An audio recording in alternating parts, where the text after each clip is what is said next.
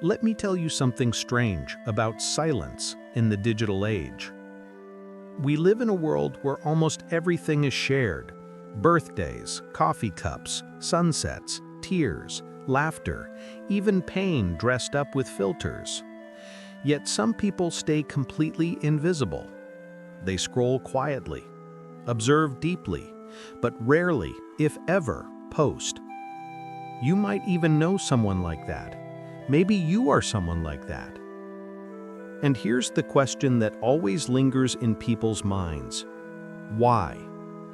Why would someone choose to stay unseen when the whole world seems to be shouting for attention? It's easy to assume that people who don't post are simply shy or introverted, but that's not the full picture.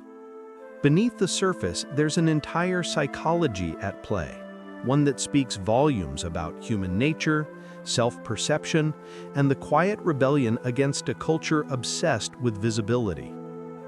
See, for some people, silence is not emptiness, it's control. It's the power to choose what the world doesn't get to know. Because, whether we admit it or not, social media has subtly reshaped how we define ourselves. It rewards display, it praises noise. And yet, those who stay in the shadows are often the ones who see everything most clearly. They watch without needing to interrupt. They think before reacting. They analyze before judging. Psychologists have found something fascinating. People who refrain from posting frequently often score higher on traits like self-restraint, introspection, and emotional independence. They tend to be less influenced by social comparison and external validation. In other words, they're not trying to prove who they are. They're trying to understand it. And in a world drowning in performances, that's rare. Because let's be honest, most of what we post is not just communication, it's identity crafting. It's an unconscious audition for belonging. Every caption, every photo, every status update whispers, "This is who I am. Do you approve?" But when you stop posting, something shifts. You begin to detach your worth from digital applause. You stop thinking in captions. You start experiencing moments for yourself again instead of for a lens. And that's the secret psychology behind many people who don't post. They crave authenticity in a space where everything feels staged. They don't hate social media. They just can't find themselves in it anymore. It's not about being anti-technology or anti-social. It's about refusing to reduce your life into highlights. Because when you've seen how easy it is to manipulate perception, you start valuing what can't be posted. Silence, depth, imperfection, truth. For some, the decision not to post comes after emotional burnout. Maybe they once shared everything, until one day it stopped feeling real.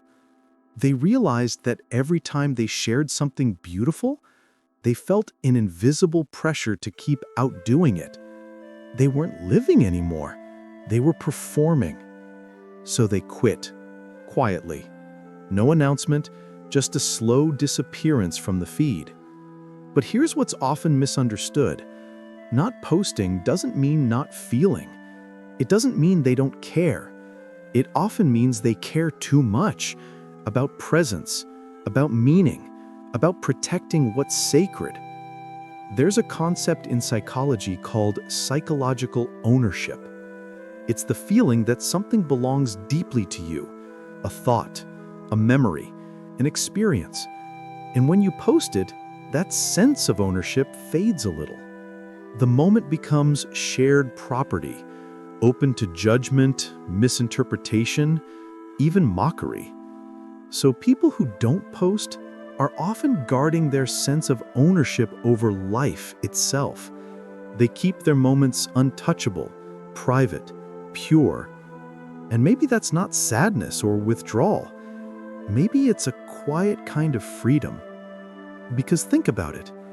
When was the last time you did something meaningful and didn't feel the urge to share it? When was the last time you laughed, cried, or achieved something and didn't immediately think of posting it online? That reflex, that need to display, isn't natural. It's conditioned. It's the product of years of likes, shares, and dopamine loops, training our brains to equate validation with value. And when someone steps outside that system, it can feel like rebellion, but it's also healing. They start rediscovering the simplicity of doing things for themselves again. Cooking without photographing it, traveling without tagging it, feeling without explaining it. In that space, something awakens, a kind of self-awareness that doesn't need an audience. But not everyone who doesn't post does it from peace. Some are driven by fear of judgment, rejection, or being misunderstood. Social media has amplified a subtle form of anxiety psychologists call self-presentational pressure. The constant awareness that you're being watched, even when you're not. And for many, that's exhausting. They worry that what they say might be misread, or worse, ignored. So they retreat, not because they don't want to connect, but because the cost of visibility feels too high. They want to be seen, but only truly, not superficially. And ironically, sometimes the quietest people online have the loudest thoughts in their minds. They're not absent, they're overflowing. They just choose stillness instead of spectacle. There's a deep philosophical undertone to that silence. In a world that constantly says, "Look at me," choosing invisibility becomes a form of self-definition. It's saying, "I exist beyond your perception." They might scroll through others' lives, nodding, smiling, sometimes aching, but they rarely project because they understand something most don't. Not everything you experience is meant to be witnessed. Sometimes the most profound things, growth, grief, transformation, happen quietly, unseen, unposted.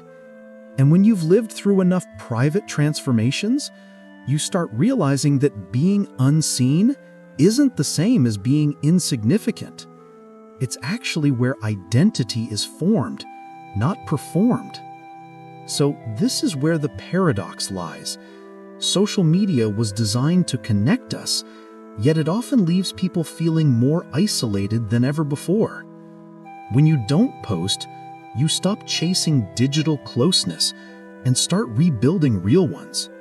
You begin noticing who checks in without updates, who remembers you without reminders.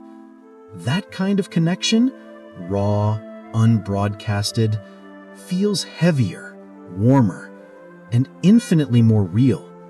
And the people who don't post, they live in that space. They build relationships that don't need proof. They find comfort in the unshared moment. They let life unfold without turning it into content.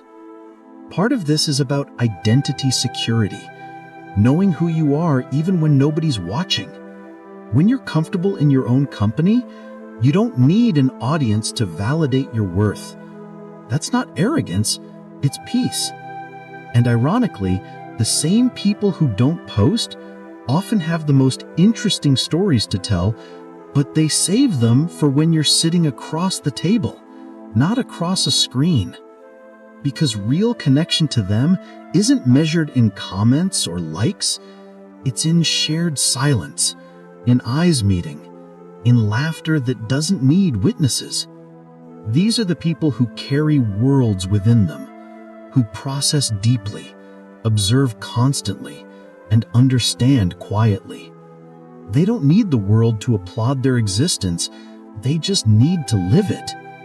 And maybe, just maybe, in a world so desperate to be seen, their silence isn't a flaw.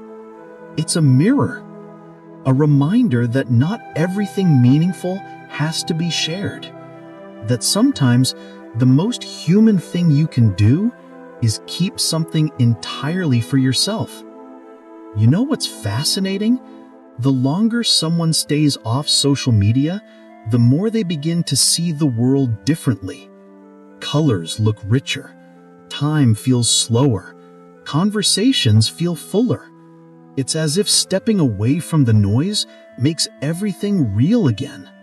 Because when you stop performing, you start experiencing. There's a quiet beauty in walking through life without needing proof of every step. You're not thinking about angles or captions. You're just there, fully alive, inside the moment, instead of outside it. And that's something social media rarely lets us do anymore. But the psychology behind this goes deeper than preference. Every time we post and get attention, likes, comments, hearts, our brain releases dopamine, the chemical of reward and addiction. Over time, we start craving that validation, thinking in shareable experiences instead of real ones.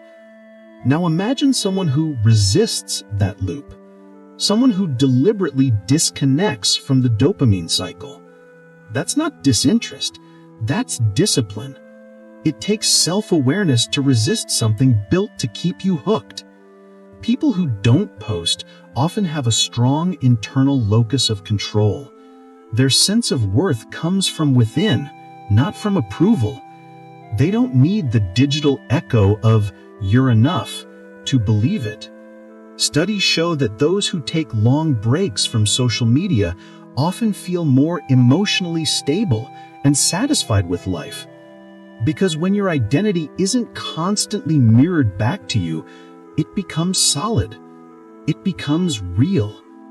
You're no longer editing your life into something digestible. You're living it, messy, beautiful, unfiltered. And maybe that's the real rebellion, to stay whole in a world that rewards fragments. But silence online doesn't always mean serenity. Sometimes it hides exhaustion. For many, social media was once a place to connect, until it became a place that drained them. There's fatigue in watching everyone's highlight reels while you're still stitching together your behind the scenes. You start comparing, even when you don't want to. You start doubting your worth, even when you know better. So some step away, not from bitterness, but self-preservation. They realize they don't owe the world a performance, an explanation for their silence, or proof that they're happy just to be believed. That's one of the quiet truths of this generation. We've confused visibility with value.